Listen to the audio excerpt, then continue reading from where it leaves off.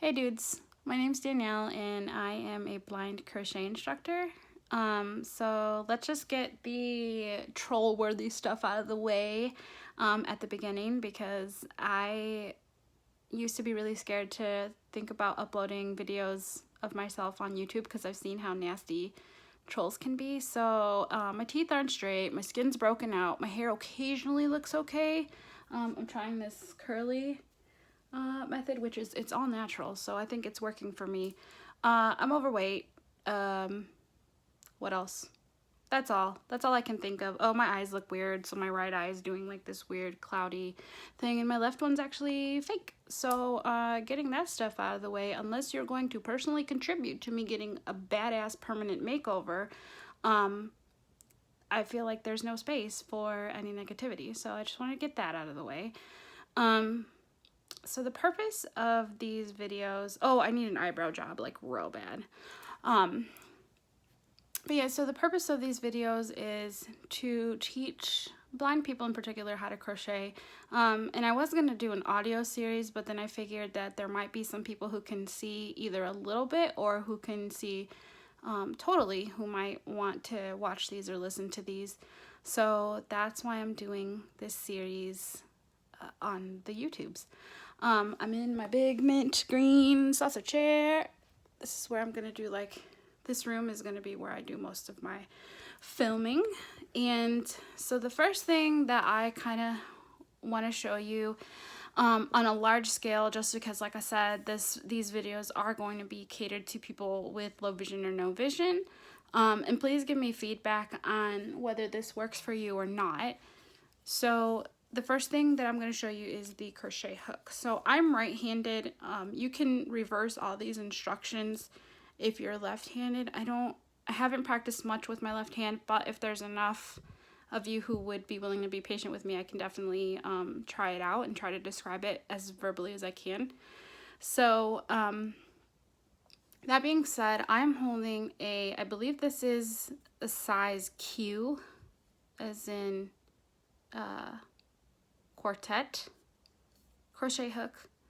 But I just kind of wanted to show you the anatomy of the hook so that you could be familiar with it when I use terms. So it looks like, for those of you who are blind and you remember those long canes, the white canes that look like candy canes, it looks really similar to that. So the crook of the cane would be the head of the hook, right? So and as a crocheter, you always want your hook to face, if you're right-handed, 9 o'clock. And I just realized that you're probably seeing mine pointed opposite. So I'm going to turn it this way and hopefully you can see, you can get the right idea. Let me flip my camera actually so you can get some contrast. Right now you're going to get contrast on my lovely carpet because I haven't got this room together yet. So just a second. So this is, and now you're probably seeing it the correct way. Forgive my ignorance on this YouTube thing. This is my first ever video. So this is the hook. So down here, it's shaped like, just like a cane. So it's got that grip, that long cylindrical grip, and then it tapers down to the head of the hook. So that's basically the anatomy of the crochet hook. And you can figure, like, so the way I learned how to hold it, I held it like a little kid would hold a piece of silverware. So now I kind of hold it more like a printed, like a handwriting pen, and you'll develop your style too. So it just depends on what you're comfortable with. So this is how I hold my hook. Now, the next thing that I want to show you is the yarn that I'm going to use. And like I said, please let me know if this contrast works okay for you guys. So I'm using this big, huge, it's actually tulle. It's yarn made of tulle, but I think that this contrast, so it is a teal colored yarn over a red hook. So, and the reason I'm doing this so big is just so that those of you who have low vision can follow along and take a look at it. So, yarn, there's so much that I could say about yarn, but to get yourself started, get yourself a crochet hook that's a size N, as in November, and then get yourself some chunky yarn. So if you go to your craft store, if you go on Amazon, look for chunky yarn or 5-weight yarn. So 5-weight yarn, and N is in November crochet hook. I want to say that's a 13mm hook, but get those two items and then come back and watch the rest of this video. All right, so here's a little bit better setup. So just in case the previous situation, this isn't even perfect, but it's better, I think. This here is the head of the hook. So the hook part, the part that you would hook your yarn with, is closest to the table, and then the rest of it is just like the handle. Okay? All right, so let's give you a short vocabulary lesson on the yarn terms. So the very end of your yarn, so this here, the furthest away from the ball of yarn, or the skein of yarn, or the cake of yarn, is called your tail end. Okay, so this guy is the tail end of that ball, skein, cake of yarn. The end that is closest to your ball, skein, cake of yarn, I'm just gonna call it your ball of yarn. So this big dude here is the ball of yarn, right? So the end that's coming off of it is my working yarn. Okay, so the yarn right here that's coming off of the ball of yarn is the working yarn, and the end of it that's furthest away is called the tail end. Okay, so now the first thing we're going to do, now that you have your supplies, is we are going to make a slip knot. So if you already know how to make a slip knot, that's cool. You can come back for the next video, but in this video, all I'm going to do is I'm going to show you the slip knot, because I feel like getting comfortable with the terminology and getting comfortable with your yarn and your hook is going to be good for you to at least get started. And also, I know that some people don't have their materials yet, so I don't want to get too far ahead before posting this. So, and again, please give me feedback. I'm going to ask you for feedback a squillion times, because I want to make sure that this works for everybody who can't see, everybody who can see, everybody who can sort of see. Just let me know. I welcome the feedback. So we're going to take our tail end and we're going to pull it up about 4 inches, no less than 3 inches, between our thumb and index finger on our left hand. So we always hold our yarn, if we are right-handed, we always hold our yarn with our left hand, okay? So now that you have this big old long tail, you're gonna drape, okay, so it's sticking straight up, right? And so let it fall towards your pinky. So if you've got it held between your thumb and your index finger, let it fall towards your pinky. Okay, now that it's fallen towards your pinky, you want to wrap it under your middle and index finger. Okay, wrap it under middle and index. Wrap it to where it's like comes back through between your index finger and thumb. Wrap it over the top of that first loop that's on your fingers and hold it there between your ring finger and your middle finger. Okay, so you've got 2 loops. Now here's the tricky part. You got 2 loops on your fingers and you want them to make a sort of X, okay?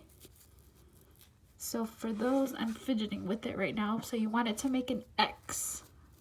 Okay, so that second loop that you're holding, that you draped over the first one, you want it to come diagonally from the bottom right of your index finger up to the upper left. Wait a second, let me say that in a different way. So if you turn your hand to where your thumb is facing the floor and your pinky is facing the ceiling, you want the first loop to go around. So let's start this back over, okay? So if your thumb, again, is facing the floor, table, area, rug, whatever you got, and the tail is facing the ceiling, right? So, and I'm sorry, your pinky is facing the ceiling. Have your tail parallel to your pinky, right? So it's also facing the ceiling. Wrap it once around the base of your middle and index fingers, okay? Then you want to wrap it again around those same fingers, and then you want to hold it steady between your middle and ring fingers, and kind of manipulate that yarn a little bit to where it forms an X. So that X is super important, otherwise your knot will fall apart. Now that you've got that, and you can practice this a million times, however long it takes for you to get comfortable. So we're going to take our hook. We've got the head of the hook pointing down. We're going to go under. Hang on, let me back this up a little bit. We're going to go under that first loop and over the second loop. So you're hooking the second loop, and then you're pulling that under the first loop. Okay, let's try that again. So, super long tail. We're wrapping around the first two fingers, wrapping around those first two fingers again, making an X. I'm sorry, you guys, I don't know how much of this is even in frame. Okay, so here is our X. So this is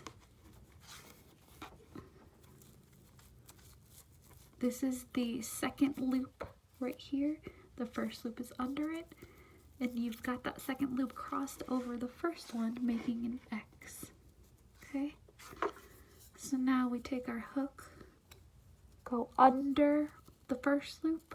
Okay, so now the first loop is resting on the back of your hook, and then you want to hook that second loop, and this is a little bit hard with this big hook and yarn.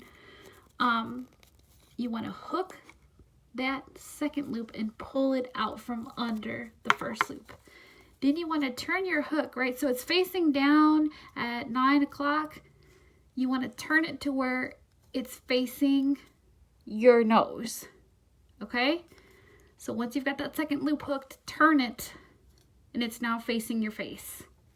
Facing your face, okay? So now pull your fingers out. So you're done with the finger part. Now you've got something that looks like this. And so it feels like a printed letter Q that's on its side. Okay, so we've got our hook turned to where it's facing our nose, dropped our fingers out. Then the working end of the yarn you want to pull, and you want to pull it till there's this little knot here. Okay, so but you see how there's all this space between my knot and my hook? So this is where you're going to take your tail end and you're going to pull her tight. You're going to pull it around the neck of the hook. Okay? So can you see that? Hopefully. Yeah. Okay. So let's do it again. And the cool thing about a slip knot, and the way you'll know that you made a slip knot, is that if you pull, it pops out. Okay? So let's try it one more time, and then I will get my life together to make you better videos. And thank you guys again for watching. So we're going to, if my thumb is facing the floor, my pinky is facing the ceiling. I'm going to take my tail end, a long tail end, no less than 3 inches, remember. Wrap it around once, wrap it around twice, and that second one crosses over the first one, making this X. Okay, I think that's in frame. Okay, so this, the second one, the first one is under it. Now, on the middle finger, we're gonna put our hook under this first loop, okay? And when I say first loop, I mean the one closer to your fingertip. Okay, so we're gonna put this hook under. Okay, see, now the yarn is, the loop closer to your fingertip is resting on the back of the hook. And then you're gonna hook that second loop and bring it under. And then as you bring it under, you turn your hook to face your nose, drop your fingers out. Pull a little bit with your working end just to tighten up the knot, and then pull with your tail end to tighten it around the crochet hook. And now you've got yourself a slip knot. Okay? Alright, so next video we will start the chain stitch. Thank you guys for watching. I will see you soon. Bye!